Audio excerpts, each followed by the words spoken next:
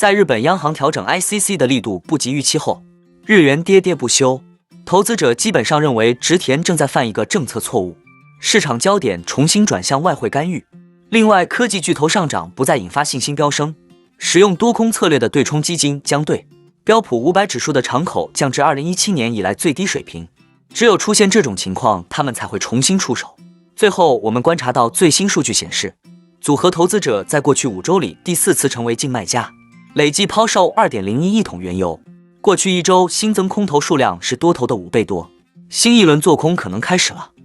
哈喽，大家好，欢迎来到我的财经老师说，带您用宏观经济解读世界金融市场。如果您也有不动产买卖相关问题，以及股市投资经验的看法分享，都欢迎留言或私讯我们。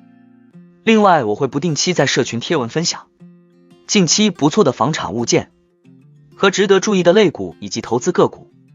如果您也喜欢这样的内容，欢迎订阅我的频道，并打开小铃铛，这样才不会错过最新的影片通知哦。那我们就开始今天的节目吧。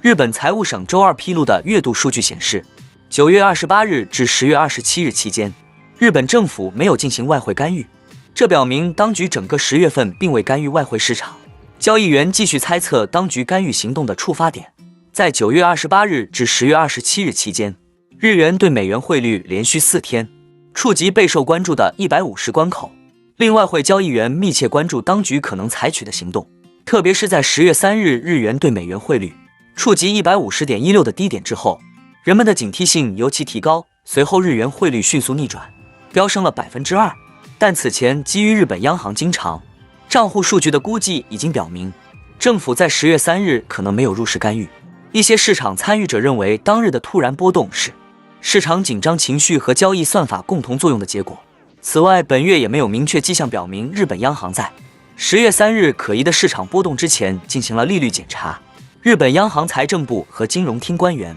之间的3方会议也没有召开，这是另一个通常在干预之前会发生的事件。新加坡银行外汇策略师 Mo Sung 表示，日本央行仍在缓慢走向政策正常化，但 ICC 调整方面的举措还没有达到更大胆变革的预期，目前焦点转向外汇干预。短期内美元对日元可能升至152。日本央行取消负利率的障碍似乎很高，并促使当局采取积极的外汇干预措施。触及152将意味着日元跌破去年10月创下的 151.95 的低点，并达到1990年以来的最低水平。日本央行未能如期采取更强有力措施提高10年期国债收益率上限，加剧了日元的疲软。杜杯首席投资官马克·道丁认为，如果日本央行最终被迫购买更多债券，那么实际上他们正在实施更加鸽派的货币政策，这将削弱日元。我们可能看到美元对日元走向160的情景。投资者基本上认为植田正在犯一个政策错误。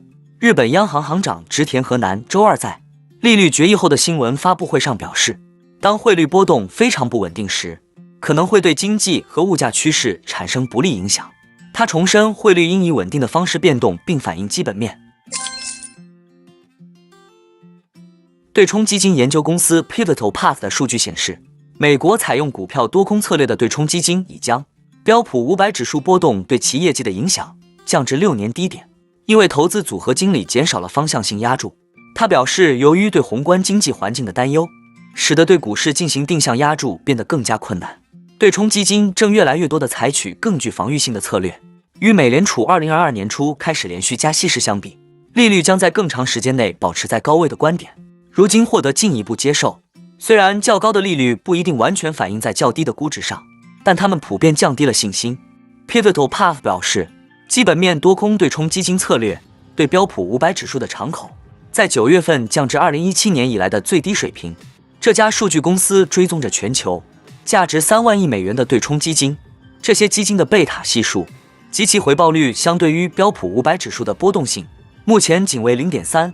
而2008年以来的历史平均值为 0.43。贝塔值越高，表示受到大盘波动的影响越高。这种更为中性的仓位导致对冲基金今年的收益下降。Pivotal Path 的数据显示，今年截至9月，专注于美国的基本面股票多空策略的对冲基金上涨了 8.2%， 低于标普500指数今年前9个月近 12% 的回报率。银行在客户账目上的风险敞口方面也看到了类似的趋势。摩根大通在最近的一份报告中表示，投资者缺乏信心是相当合理的，原因包括宏观经济环境和地缘政治背景充满挑战，以及多头头寸表现不佳。路透获得的一份摩根士丹利大宗经济业务报告显示，上周对冲基金将净杠杆率降至非常接近过去10年记录的水平。净杠杆率是一项衡量风险偏好的指标，由多头和空头头寸之间的差额衡量。对冲基金咨询公司的首席投资官 Jim Newman 表示，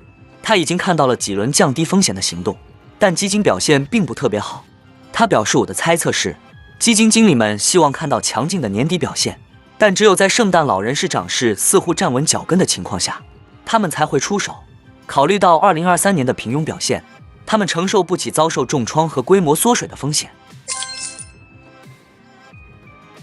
上周，随着对中东冲突扰乱石油生产的担忧被对利率上升及其对全球经济和石油消费的影响的担忧所取代，组合投资者重新开始抛售石油。最新数据显示，在截至10月24日的7天里，对冲基金和其他基金经理在6种最重要的石油期货和期权合约中卖出了相当于1400万桶的原油。在原油市场，基金经理似乎已开始新一轮卖空，应对新仓位交割点附近库存紧张的担忧，已被对利率上升影响的担忧所取代。截至10月24日 ，WTI 原油的空头头寸从10月3日的16个月低点1900万桶攀升至4100万桶。总体而言，基金经理们更加看好布伦特原油，因为受到欧佩克加减产的支持，和美国柴油受到库存远低于长期季节性平均水平的支持。但他们看空 WTI 原油，随着对库存短缺的担忧解除，美国汽油作为柴油产量增加的副产品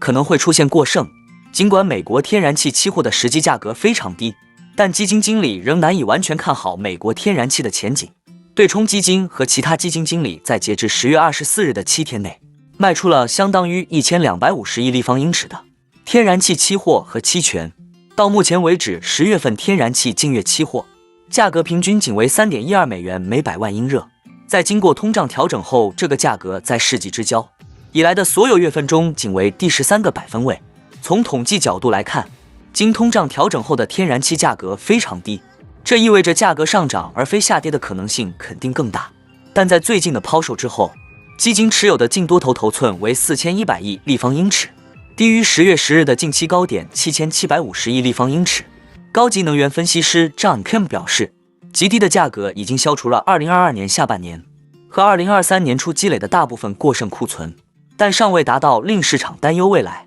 可能短缺的抬高价格的程度。那我们今天的节目就先分享到这里。